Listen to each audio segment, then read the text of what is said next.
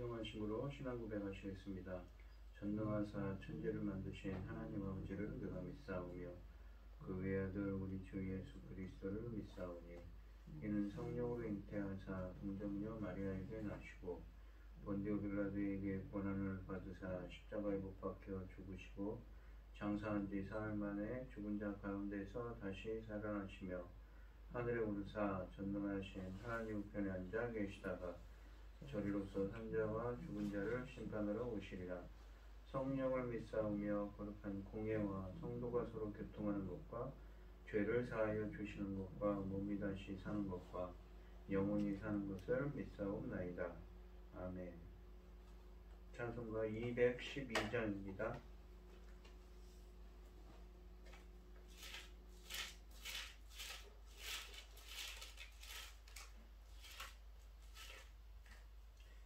겸손히 주를 섬길 때 괴로운 일이 많으나 구주여 내게 힘주사 잘 감당하게 하소서.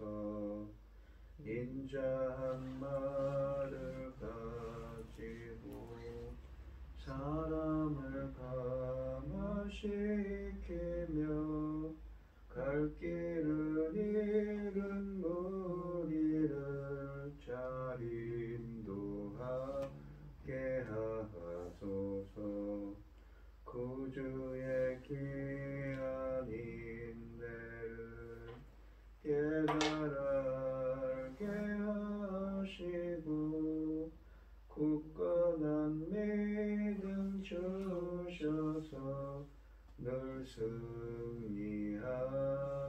하소서. 장래의 영광 비추사 소망이 되게 하시며 구주와 함께 살면서 참 평강 얻게 하소서. 아멘.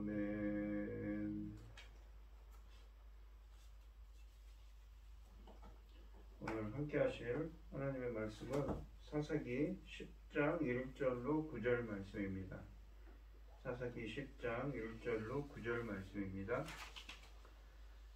교독을 하겠습니다. 제가 먼저 읽겠습니다. 아비멜렉의 뒤를 이어 이사갈 사람 도도의 손자 부하의 아들 돌라가 일어나서 이스라엘을 구원하니라. 그가 에브라임 산지 3일에 거주하면서 이스라엘을 사사가 된 지 23년 만에 죽음에 3일에 장사되었더라. 그 후에 글르앗 사람 야일이 일어나서 22년 동안 이스라엘의 사사가 되니라. 그에게 아들 30명이 있어 어린 나귀 30을 탔고 성읍 30일을 가졌는데 그 성읍들은 길르앗 땅에 있고 오늘까지 하본야일이라 부르더라. 야일이 죽음에 가몬에 장사되었더라. 이스라엘 자손이 다시 여호와 목전에 악을 행하여 바알과 아스타롯과 아람과 신들과 시돈의 신들과 모압의 신들과 암몬의 자손의 신들과 블레셋 사람들은 신들을 섬기고 여호와를 버리고 그들을 섬기지 아니하므로 여호와께서 이스라엘에게 진노하사 이 블레셋 사람들의 손과 암몬 자손의 손에 그들을 파심해 그의 그들이 요단강 저쪽 길르앗에 있는 아모리 족속의 땅에 있는 모든 이스라엘 자손을 쳤으며 18해 동안 억압하였더라. 암몬 자손이 또 요단을 건너서 유다와 베냐민과 에브라임 족속과 싸움으로 이스라엘의 곤고가 심하였더라.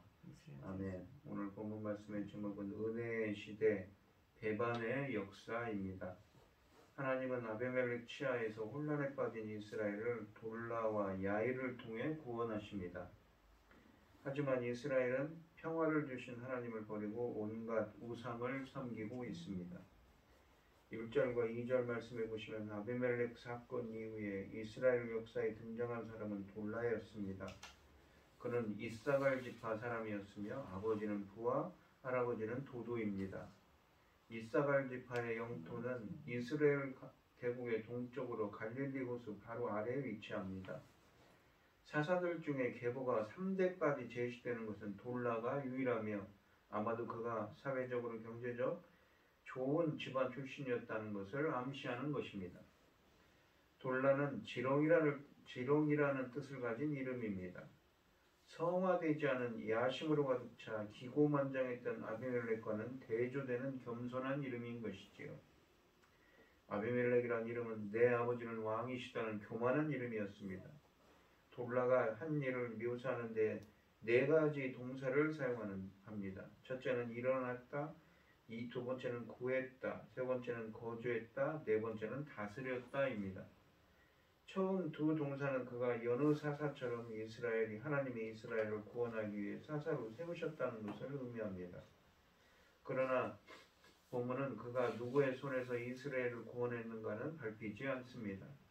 세 번째 동사는 단순히 살았다는 뜻으로 거주했다는 뜻으로 풀이될 수 있지만 왕이나 권세가가 군림하는 것을 뜻하는 말이기도 합니다. 그는 자신의 고향 사밀에 살면서 이스라엘을 다스렸습니다.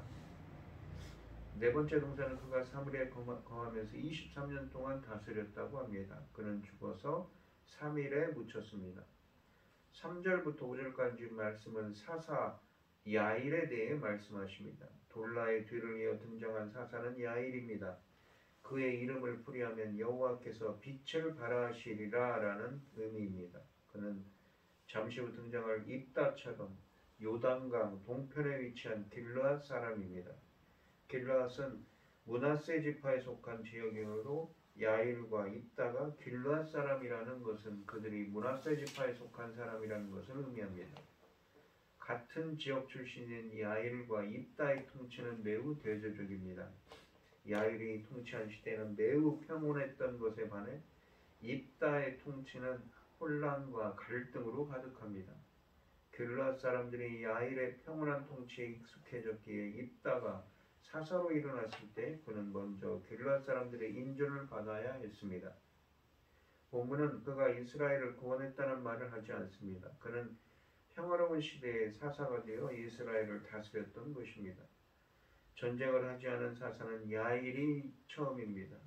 그의 통치 기간은 22년에 달했다고 3절에 말씀하십니다. 돌라의 통치 기간 또한 돌라의 통치 기간보다 1년 짧습니다. 돌라가 몇 명의 아들을 두었는지 본문은 밝히지 않습니다. 반면에 야일은 30명의 아들들을 두었습니다. 입다의 이야기 바로 다음에 등장하는 입산도 30명의 아들과 30명의 딸을 두었다고 말씀하십니다. 무남 동료를 가졌던 입다의 이야기를 많은 자식을 가진 사사들의 이야기가 감싸고 있습니다. 입다는 매우 비정상적인 상황에서 사사가 되었다는 것을 암시합니다. 야일의 아들 30명은 각자 나귀를 타고 다녔습니다. 야일은 30개의 성읍도 가지고 있습니다. 그러므로 이 성읍들을 오늘날까지 하본야일이라고 부릅니다. 하본야일은 야일의 성읍들이라는 의미입니다.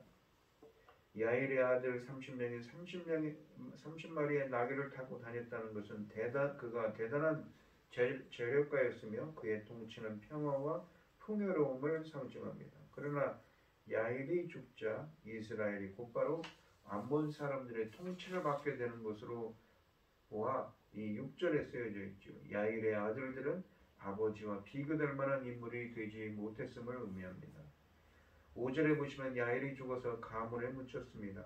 두 사사의 시대는 기드온, 아비멜렉의 시대와 매우 대조적입니다. 살생도 없고 갈등도 없습니다. 모든 것이 평온하며 자손들도 번성하고 있습니다.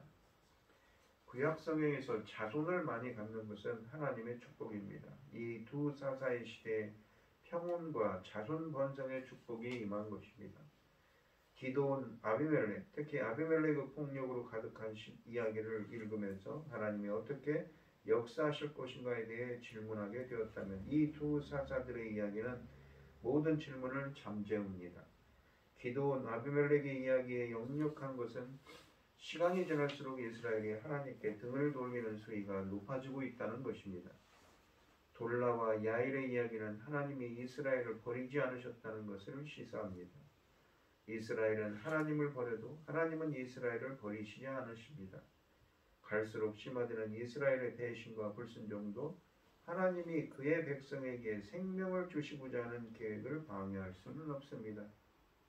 6절에 보시면 이스라엘이 다시 하나님을 배반합니다. 배반했다라는 말은 반역의 의지를 강력하게 드러내는 단어입니다.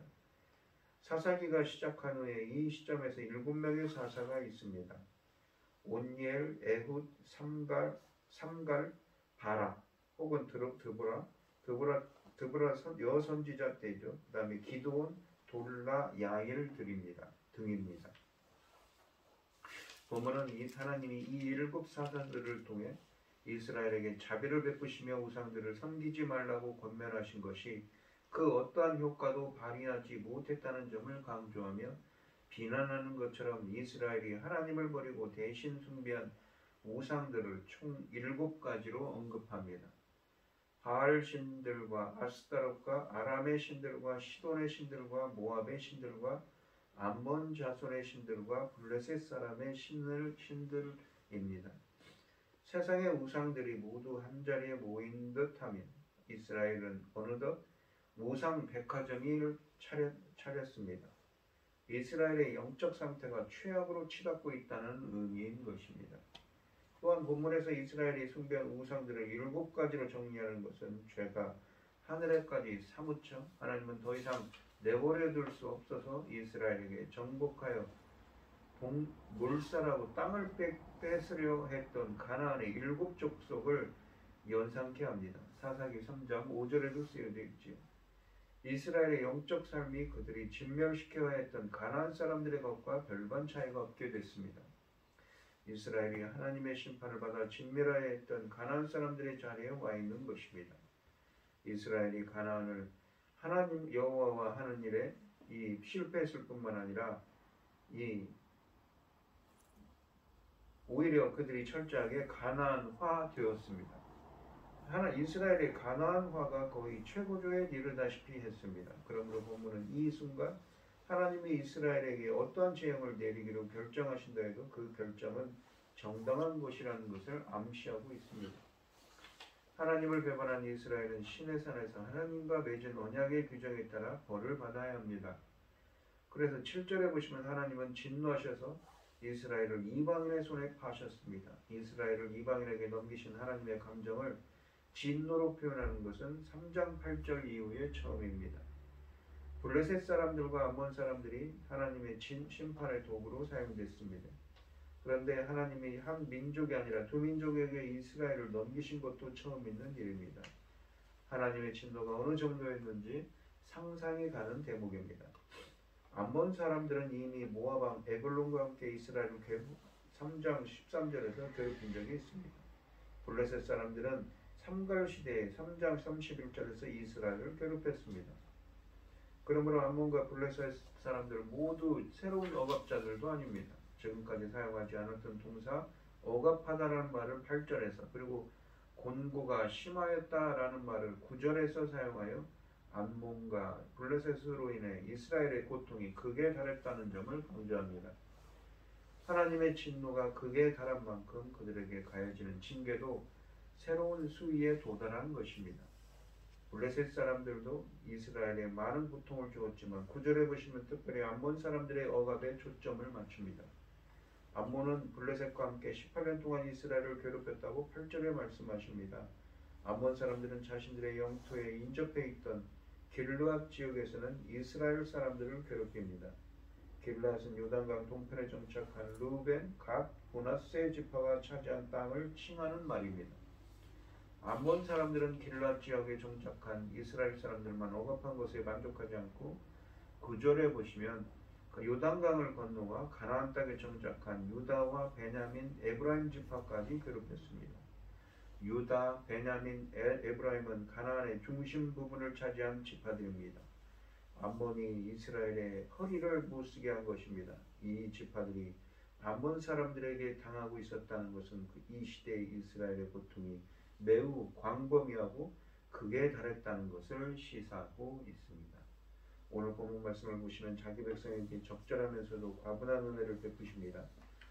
아비멜렉과 세겜 사람들 사이에 있던 내분과 왕이던 이 아비멜렉의 갑작스러운 죽음으로 이스라엘은 혼란에 빠지지만 자멸의 위기에 처한 이때 하나님은 돌라를 통해 이스라엘을 혼란에서 구원하셨고 야일을 통해 평화와 번영을 주셨습니다.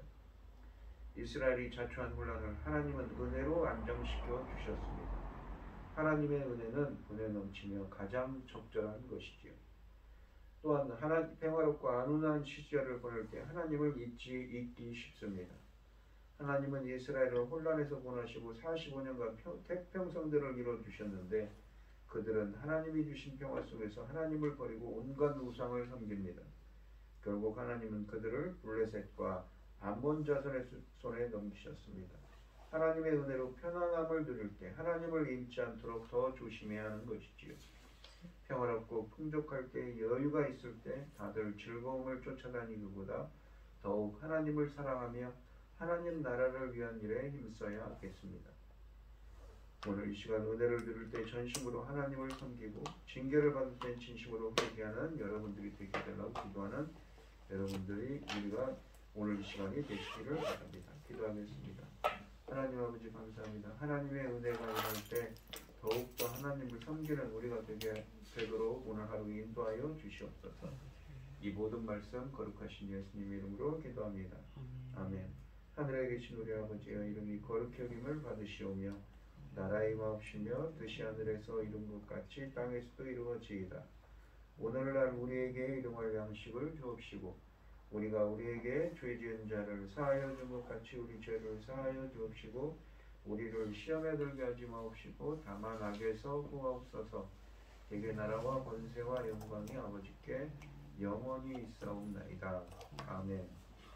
오늘 주신 말씀 가지고 기도할게요. 평화로울 때일수록 평온할 때일수록 더욱더 하나님을 섬기게 해달라고 말씀을 더욱더 사모하는 사람이 되게 해달라고 기도하시고 어려움을 당하신 분들과 각자 기도 제목을 가지고 주여 삼창하시면서 통성을 기도하도록 하겠습니다. 주여 주여 주여. 아버지 하나님 감사합니다. 오늘 하루도 평온한 때일수록 더욱더 하나님 말씀을 묵상하며 주님과 가까우는 주님의 뜻을 따르는 더욱더 하나님 말씀에 순종하는 오늘 하루가 되게 하여 주시옵소서. 인도하여 주시옵소서.